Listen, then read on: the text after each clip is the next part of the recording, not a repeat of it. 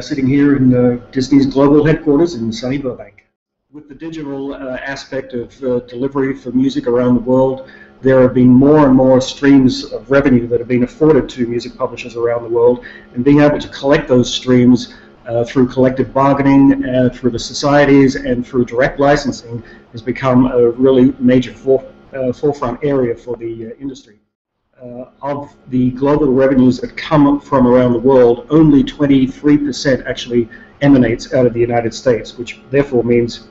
73% of the global revenues come from outside the U.S. The porn sub-publisher can perform basic administrative services, acts as your conduit to the local marketplace, and can get involved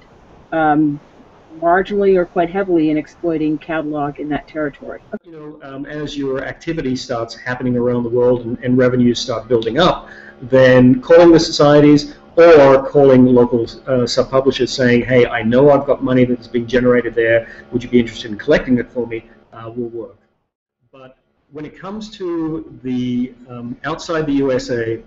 there are so many channels throughout the world that are now 24 hours programming, and they are picking content up wherever they can find it, and they put it into rotation time and time again, so that, you know, your song that you may have got placed on, you know, an episode of Girls here and it only ever showed once, might be, you know, showing in 126 countries around the world at any given time, 24 hours a day. And unless your cue sheet is absolutely correct and your all your information on the cue sheet is correct, then, you know, you're missing out on all that money that otherwise you would have been entitled to. So if your cue sheet is correct and the show is, you know, playing somewhere in the world every 24 hours, or should I say every hour, every 24 hours, then, you know, you can be literally making money while you sleep. Is that you should always have an audit clause in your agreement, and it gives you the ability to audit the sub-publisher, you know,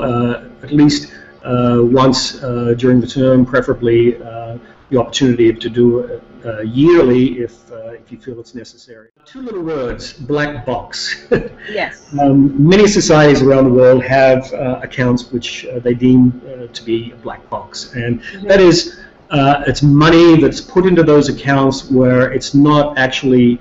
you know, the society cannot pinpoint the exact usage or where that money came from or what it's for.